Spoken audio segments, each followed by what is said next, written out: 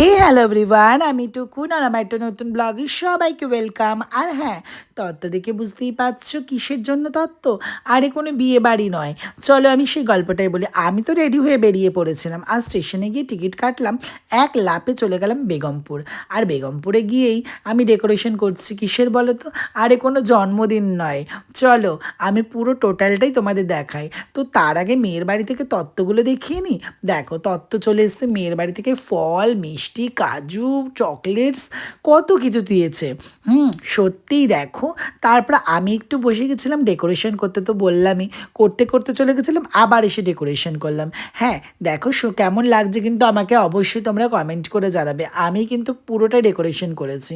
আর হ্যাঁ, তারপরে দেখো বলতে না বলতেই সমস্ত খাবার দিয়ে সুন্দর করে সাজিয়ে ব্যাস দিয়ে দিল, যেটাতে আমরা বলি বাংলাতে স্বাদ, আর হ্যাঁ যেটাতে বলা হয় বেবি শাওয়ার।